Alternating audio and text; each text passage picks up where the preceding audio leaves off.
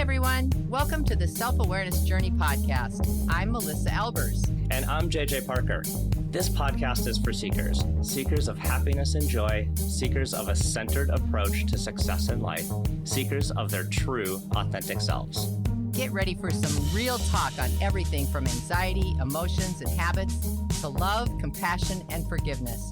We know you'll be challenged and enlightened by this conversation. We're so glad you're here.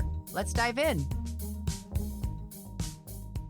Hey, hello everybody. It's Melissa and JJ, and we are excited to have a special guest. Actually, it's a reappearance of a special guest, Kevin Jansen. Welcome back to the Self-Awareness Journey podcast. We're happy you're here today. Yeah, sounds great. Welcome, Kevin. By popular demand, I hope. Right, you are officially the most featured guest at 2. Yeah, he should go up to the top of the list somewhere. I don't know if that's good or bad. We'll find out. Well, you get a special trophy. We'll send it to you. Yeah, look for it. It's really, really, really little, so it might be easy to miss, but it's still. Let me guess, it's a snowflake. Exactly. Anyway, we are thrilled to have you. Kevin is a good friend and colleague, actually. And Kevin, you were on the show several months ago. I don't even remember when that was, to be fair. And you were talking about your cancer journey. So you are someone who's gone through a hell of a ride with cancer on more than one occasion. And and the reason we're so excited to have you here today is because you have written a book, and you have released that book just recently. And we would just love for you to be able to talk a little bit about that and to give you a good plug because it's so well deserved. Yeah, thank you. So before we hop into the book, let's actually do a little bit of recap, Kevin, of your journey, because I'm just to bring everyone up to speed, because it is quite the story that you have, your personal journey. So let's not go into all of the details. But okay, P.S. everybody, JJ said, Melissa, you kick us off, and I'm like, I'm gonna screw it up, and JJ's like, no, do it. So then I did it, and he basically just said, wow, Melissa, I'm gonna redo this. No, I'm not gonna. I don't want to go into the details of every time I got poked by a needle and almost. No, right? That would not be a pleasant experience for anybody on this. So, but maybe highlights of So when did your cancer journey start? Started when I was 37 years old, and I'm now 58. Okay. And so 20 plus years ago, and initially diagnosed with acute myeloid leukemia, specific brand of it at the time, and I can run through pretty quickly how ugly that got, how fast. I got diagnosed. I was in and out of the hospital with 5 rounds of chemotherapy, spent collectively about 2.5 months out of 9 months in and out of the hospital getting that chemotherapy because it's pretty intense. I relapsed from that, it got it into remission, but a 1.5 years later, I relapsed and then had a bone marrow transplant, which is pretty intense. Yep. Give you a sense for it. It's 30 days in the hospital in an isolation room. And then I got out, but then I had to get checked back in because I had some trouble with rejection and was back in for another 7 days. So that was a fun period. Yeah.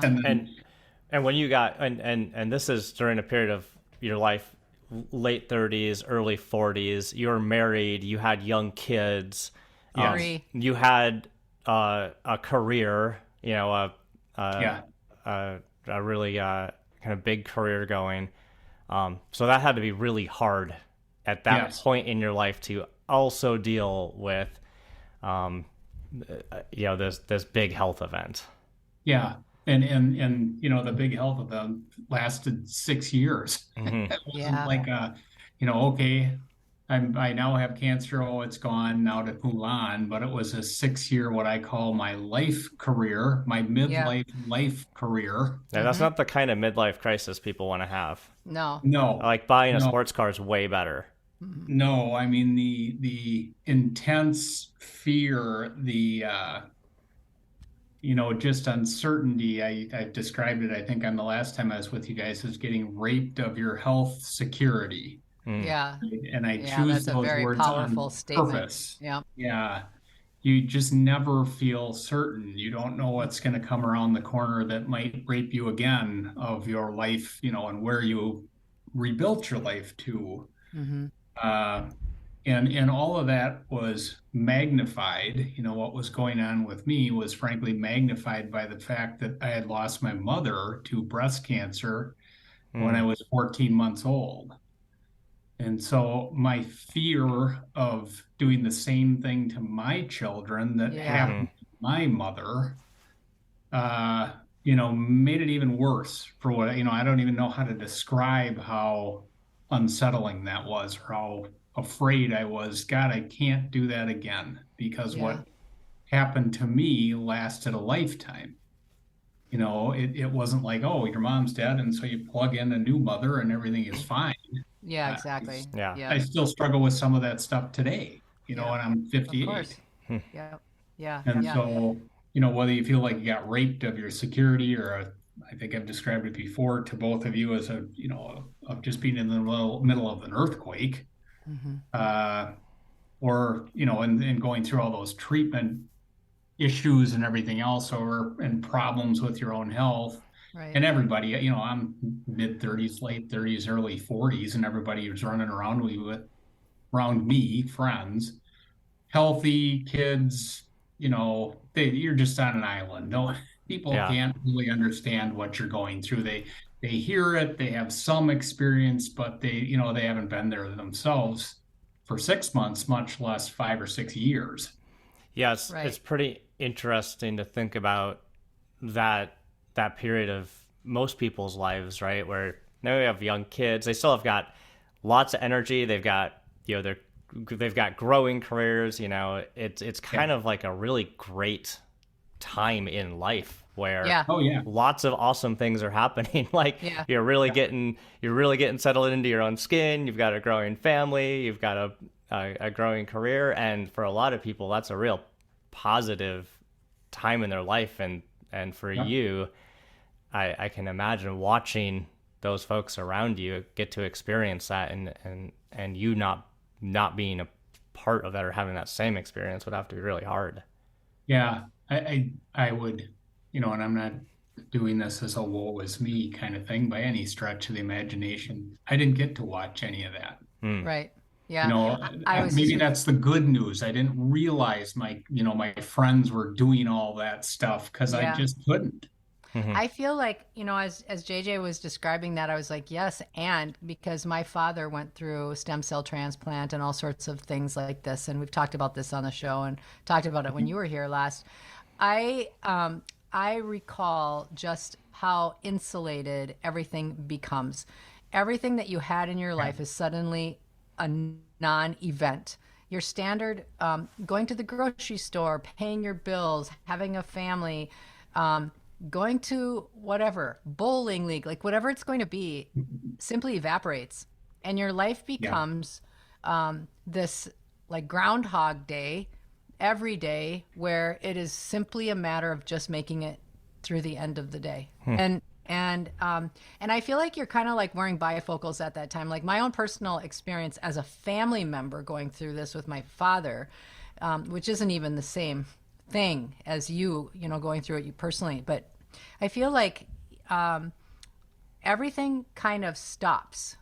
Everything stops, and yet everything races by. It's like when you sit in a hospital, it's just like an airport. It's like it just goes so slow, but the days it goes so by so fast. It's a weird, altered, warped reality, I think. And in your case, I also think that there's like a level of bifocals in your case. Well, in cancer, there's a level of bifocals where you're just focused on the here and now. And you're looking straight down, just trying to get through the day. But you have this big picture view of what if, not what is, but what if. And I think that constant juxtaposed position is so emotionally exhausting. I mean, it's like as you were describing that feeling of just not knowing and just being in this journey. I feel like so much of it is this both of those things coming at you at the same time. Right. Well, and definitely the experience as what I'll call you as the one without the cancer versus the person with the cancer is incredibly different. Yes. Just like Yeah. the kids versus the parents, Right. well, incredibly different. Of course. Yeah. When your child comes down with a significant illness or a problem, unfortunately, I've also had that experience. That's a very different feeling than when it happens to you. And so Right. I'm not sure where to go with that line of thought, but I hear what you're Yeah. saying. Yeah. Yeah. Yeah. I think the person going through it is less in that frozen state, or can be less in that frozen state than the people that are affected. Yeah. I've talked Well, to several cancer patients that say, well, I'm just waiting for my family to catch up to where I am. oh, that's so interesting. Yeah. Because they've That's so already interesting. digested so much of it, because it's 100% of their waking hours, and of course Right. they're digesting it faster than Hmm. people on the outside. They're like, oh my God, I can only take thinking about this 10 minutes a day, why the patient's got it 24/7 every Yeah. minute of the Yeah. You day. don't have the Yeah. luxury of choosing just the 10 minutes. Yeah, no, not at all. And so I would, at least in my case, it was a much more intense learning experience. To make it through, it was a much more intense learning experience. And you have all that downtime, good or bad, sitting in the hospital. You don't have a lot else to do. Right. Yeah. Yeah. So, Kevin, so shifting gears a bit, your book, Yeah, it's called "It's All Personal: 12 Lessons Learned Through Cancer Survival That Transformed My Career Success." right. Now, just what happened to your career during this 6 years that, or longer, during your cancer treatment years? Did you literally have to give up the career that you had built for, whatever that was, 15, 20 years, during that time in your life? Pretty much start over. Start over. Your resume's got at best, Big old hole in it. a splotchy hole. Yeah.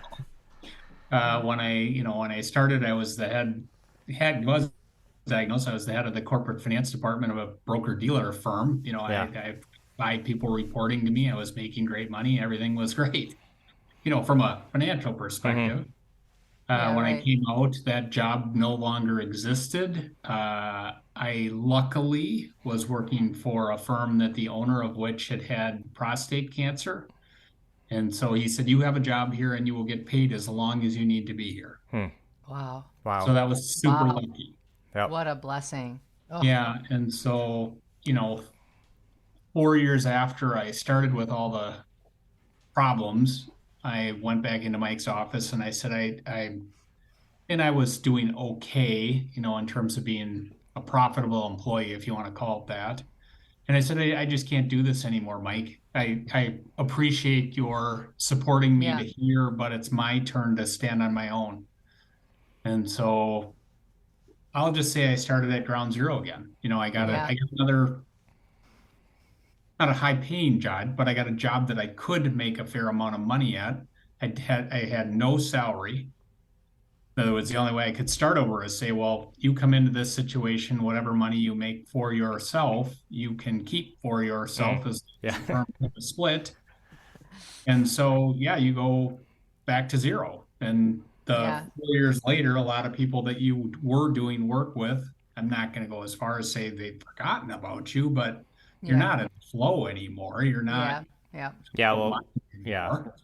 Yeah, we could. Yeah, business is a fickle place like that, right? Yeah, It's right, Yeah, right. oh, for unless sure. you're on the field every day. Yeah. It's got you know, short-term it's, memory problems. very short term. Yeah. Yeah. Yep. I want to just like pivot just a little bit because this is such a compelling story. But the reason to me that this is such a compelling story is not all of the extremely important things that you've just said. Like that in and of itself is amazing. But what you've done with this to me is the real amazing part. And that's why, like you and I met just a few years ago now. I don't even actually Yeah. remember when. Yeah. But we just had this instant connection. And it was very much around authenticity and having real awareness about what's important. And Right. as you told your story, I just loved your story. You know, I was one of the first to read your book. I actually sat and read it, the entire book, in a day. Um, you know, and as I was reflecting on this conversation, I think you perfectly captured your experience in. So you're number one and on Amazon. I forgot to mention that. Number one bestseller on Amazon right now, everybody. Woo, let's go get it and keep it there. When you look at Amazon, though, you give a little description. And what I loved is when you said, most would see a cancer diagnosis as a curse. I came to see it as an invaluable gift. And you have made it your business to choose a mindset of growth and focus on key reasons why. And so Right. I would love to just touch on this and hear a little about your perspective on that. Yeah, I mentioned earlier, I lost my mother to breast cancer when I was 14 months old. And so that started a chain of events that was not particularly good for me. Dad got remarried to somebody who I'd say was just kind of disengaged and not really a great mother. You know, however, all of us Yep. think of what's a mother look like. I would say she was pretty much not much of any of those things. She was in the house, but not really a mother. And that was a hard experience. I don't think I ever got over the loss of my mother to begin with, but then to Right. be Yeah. replaced with a mother who wasn't a mother, that was bad. Mm-hmm. My dad never really got over it. You know, you could just Hmm. tell he just Mm. moved on, plugged in another person into that chair and moved Kept on from moving. there. I I don't want to say compounded that because Christina's still a good friend of mine. That was my first wife, but Christina was very much the same that. You Mm. know, she had problems with relationships because her mother was an alcoholic, pretty bad alcoholic. And so, you know, Christina had problems with her relationship. She was more walled off from the world. She was walled off from me at times. You know, I would just describe all of that as my cancer growing in me by the time, you know, from 14 months Hmm. old until I was Mm. finally diagnosed with legitimate cancer. That's an interesting perspective. Yeah. And so as soon as I was diagnosed, I thought, well, now I'm going to be forced to look at this, in good or bad. I know this has been there. I know this is a problem. I can kind of feel like I'm running away from it. Now I have all the time in the world to actually look at this and figure out what the hell is going on. Why Wow. am I Mm-hmm. doing this? Yeah. Yeah.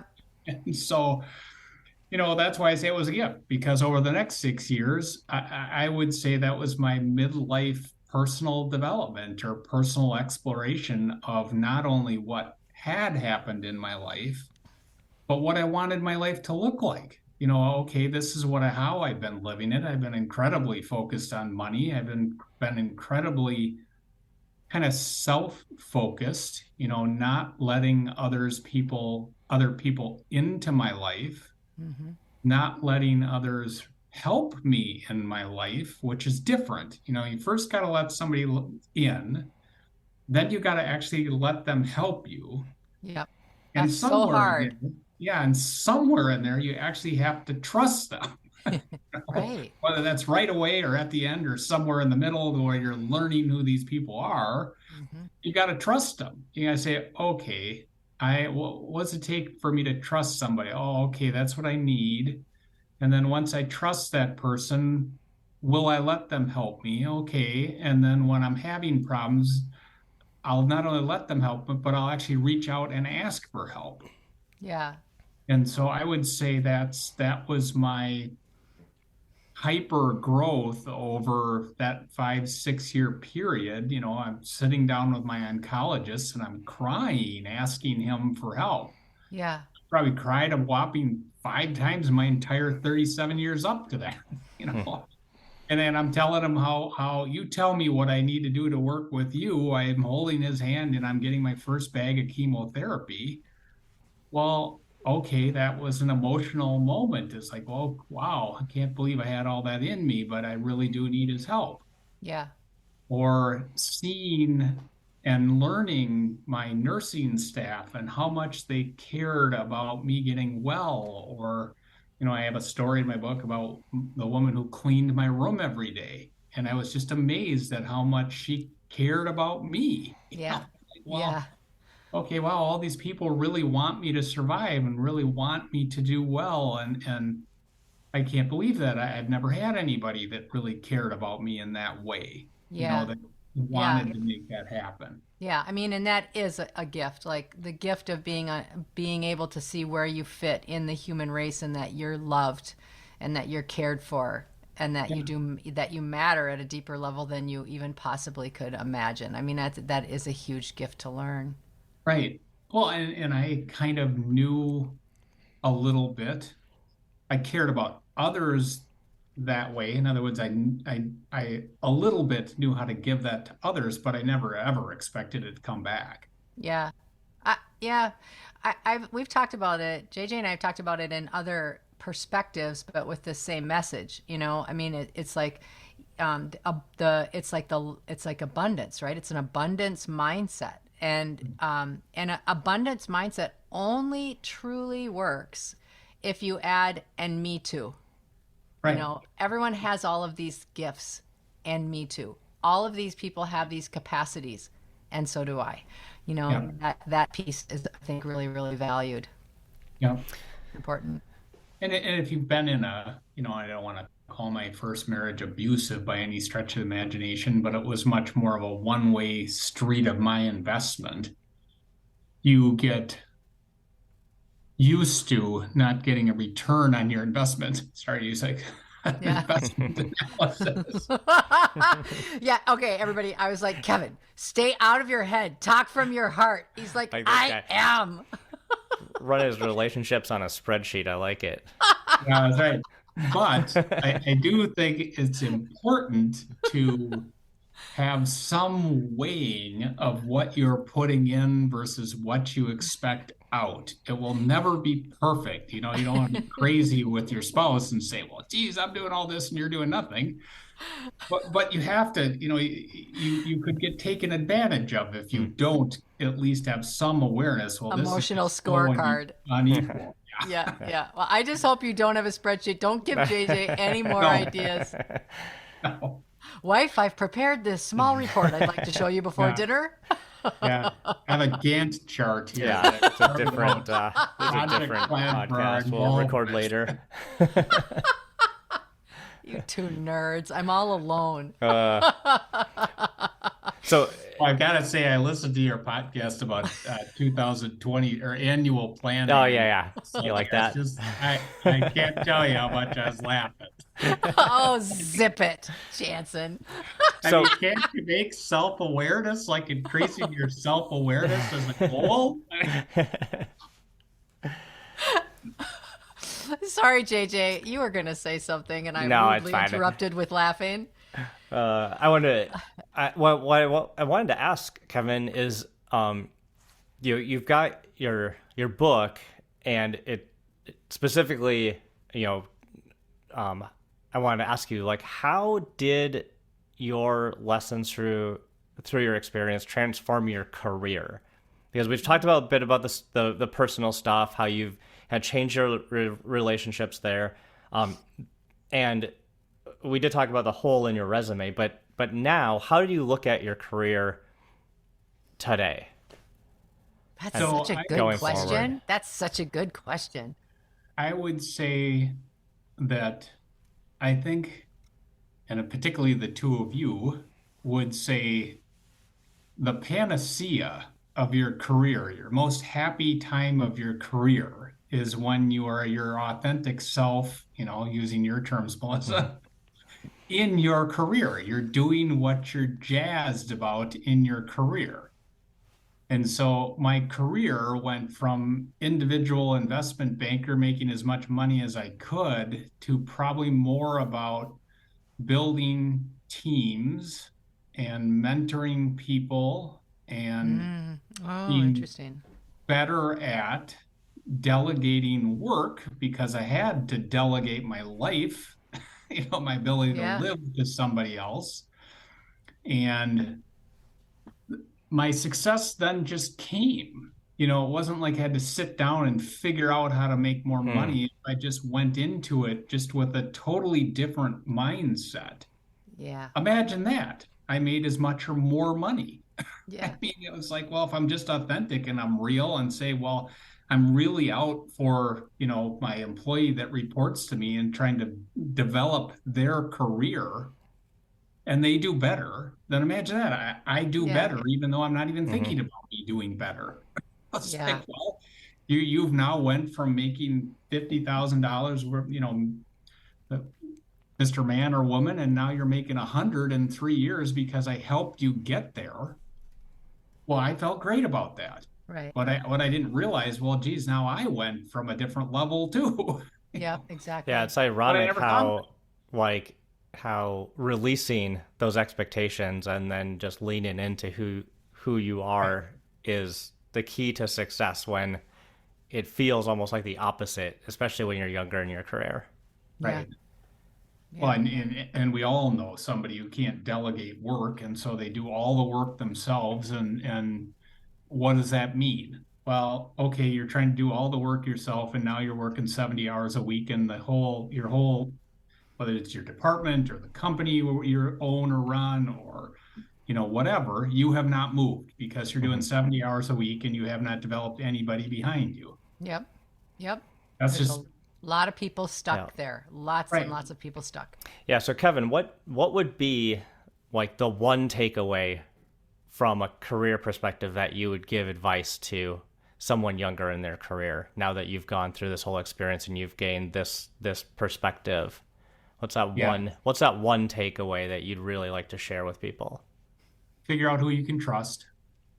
Just who do you trust to do what's best for you, and return that trust to them. And that's your foundation of a relationship.